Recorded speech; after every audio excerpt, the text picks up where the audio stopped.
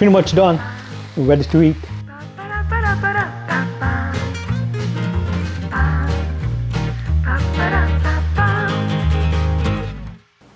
Okay, today we'll do a simple video making a Chinese stir fry. It's otherwise known as chop suey. Chop suey was invented in the United States, but people in China actually stir fry. So if you ever go to a Chinese restaurant and see what the employees actually eat, it's not that heavy gravy, soupy chop suey that we're used to seeing. It's basically a stir fry. So I'm going to show you how to do it simply. This is probably going to be enough for about 3 people. We got a half a pound of pork steak and I cut it into thin strips like this. Now, if you cook it just like this, the pork is going to be kind of tough, but it's going to be chewy type texture. And the stir fry, we want it to be almost like melt in your mouth type texture. So what we're going to do is that we're going to marinate this. It's very simple.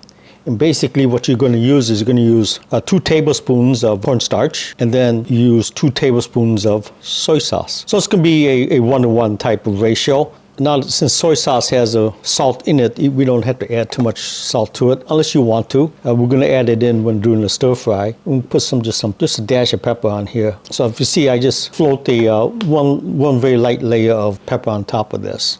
Okay, so take our pork and put it inside the slurry mix here. And then you just get your hands and just rub it all in. Just make sure that every piece of meat is well coated. So you don't want to see the pink of the meat anymore. It should all be a consistent color like this. This is the solution that's going to actually make this pork really, really soft and tender. What this does is that when you actually start stir frying this pork up, the cornstarch that's on the outside of here will crisp it up to the pork. And it'll also be a basis for your gravy. So you just stick this in the refrigerator for, I'll say, at least 4 hours. The longer that it sits in the marination, the more tender it's going to be. So if you want, a little more of that porkish type consistency, do for 4 hours. If you want it like the Chinese restaurants, do for a longer time period. I'm probably going to do for like 12 hours. So it'll be overnight. And then we'll get back to you in the morning when this is all marinated and we'll start doing the cooking. Okay, this is the pork I took out of the refrigerator about a half an hour ago. So get it warmed up a bit to room temperature. So this marinated for over about 15, 16 hours. We got some shrimp here and I pre-cut the vegetables because once you start stir frying, it moves along pretty quickly. So we have napa, pea pods, celery, white button mushrooms, and bean sprouts. Now with this dish, you can use whatever vegetables that you have in your refrigerator, or you can use, you could add things like bamboo shoots, water chestnuts, even those baby carrots. So basically whatever you want to put into your stir fry, you can use, but this is what I'm using. I'm not using any onions or scallions because some of this stir fry is going to go to our dogs for their dinner, so we don't want no onions for the dogs. So we got our wok being heated up here. I'm just using regular canola oil. You can use something like this, which is a stir fry oil. And if you're really adventurous, you can use stir fry oil that's Mandarin or Szechuan, and then that's really spicy. It's got red chili peppers in it. But we're just going to use regular canola oil for now. So we got this oil heated up, so we're going to just drop in our shrimp here. It should take only a couple of, less than a minute to cook these things.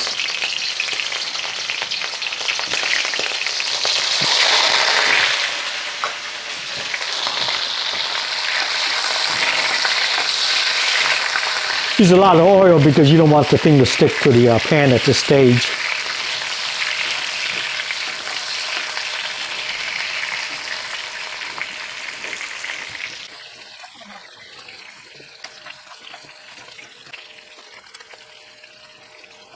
Yeah.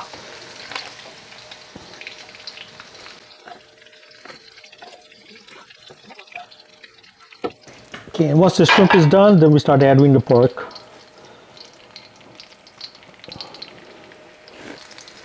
Now some of this coating is going to stick to the pan, but we don't have to worry about that because once we start adding the vegetables, the liquid in the vegetables will loosen up the coating, and the coating will become, like I said before, part of our gravy.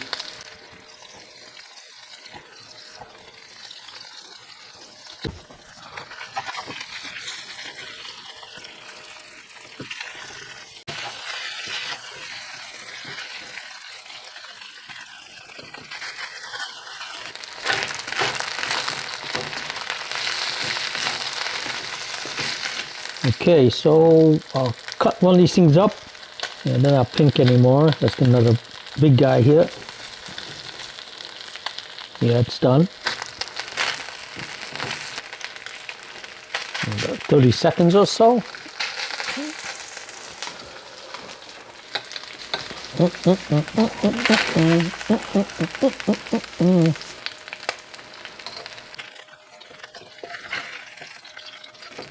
can tell how tender this meat is. Okay, so we can see it's all crusty on the bottom there. We don't have to worry about this too much. Like I said before, once we start putting the vegetables on it, this thing will all come up. But this is going to be part of the gravy. This is that cornstarch mixture we had, so don't worry about too much. We got enough oil on there, so we're going to add in the ones that take the longest to cook, which is the pea pods and the celery. So you want to give these things a head start.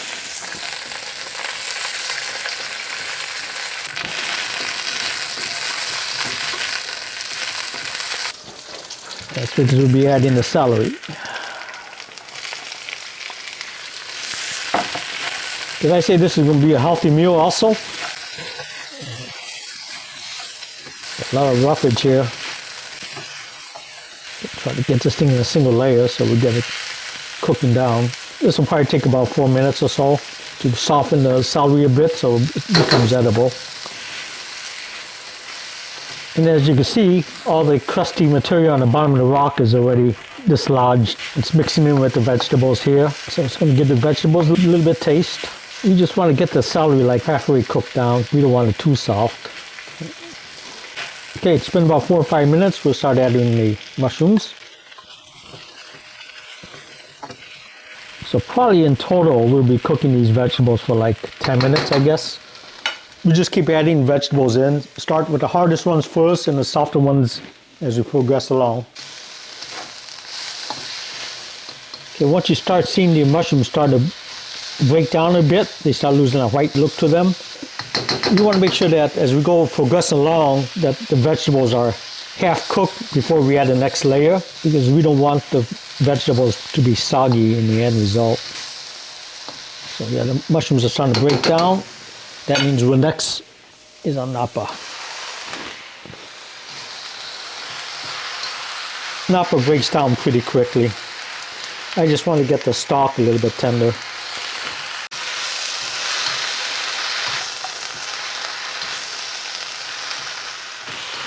Okay, napa is breaking down. So once it starts to break down, that's when you add the next one. Bean sprouts cook the quickest, so okay, now we got all these vegetables in it, so it's going to be kind of watery. So at this point in time is when you want to add your salt and pepper. So we'll just sprinkle on some salt, maybe a teaspoon of salt total, or more, do by taste. Same thing with the pepper.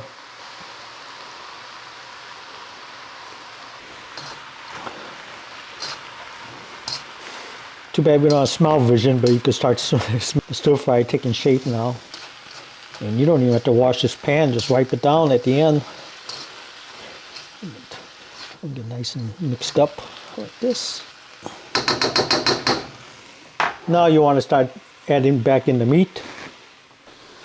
Just going to warm up the meat again.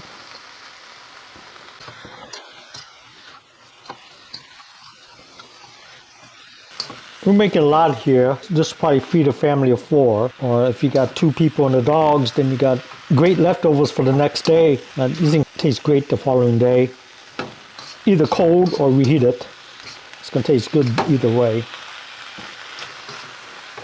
Okay, right now, as we're cooking it down, we're going to start extracting the water out of the bean sprouts. And that's going to be the basis for our gravy.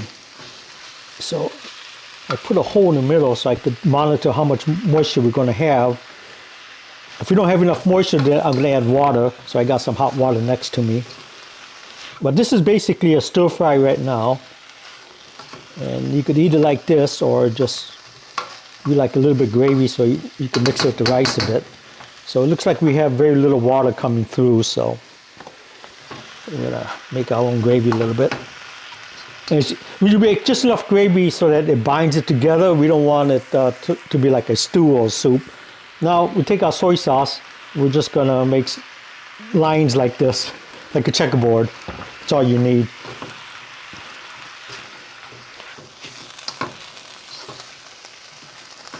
Okay, bean sprouts are cooked down. Got no water coming up yet, so I'm gonna add a little water to it. Get that nice and hot. And you can see once we add the water, you can see that the seasoning and then the cornstarch for the meat starting to work its way into the gravy here. That's why we leave the coating on the meat. It's going to add to the gravy taste. So just mix it up real well so we get some more of that meat taste into the gravy. And there she is. And we're going to use cornstarch to thicken up the gravy. Okay, so once your cornstarch starts to bubble up, I'm going to add the cornstarch to it and just mix it up like this until you get the desired thickness. Keep adding cornstarch. If you add too much cornstarch, you just add more water, that's all. Doesn't take too long. See how it's thickening up? That's a little bit watery yet, so I want to put another.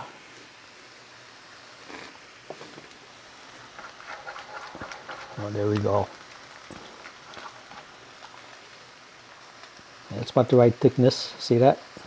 And it's not a lot of gravy, so just mix this all together.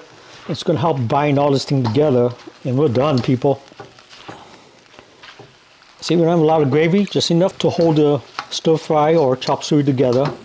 At this point, you know, if you want to put on top of white rice, noodles, or however you want to finish off your dinner, but it's pretty much done. We're ready to eat. Okay, here's our plated meal. So we have our stir fry and our white rice. A lot of people, they take the stir fry and put it on top of the rice. So you can do it either way, but I just want to do it this way so that you can see what it looks like on a plate. The dogs are starting to pace behind us. They can smell this food. I hope you found this video informative. Please click the like button. When you have a chance, please subscribe. And thank you for watching.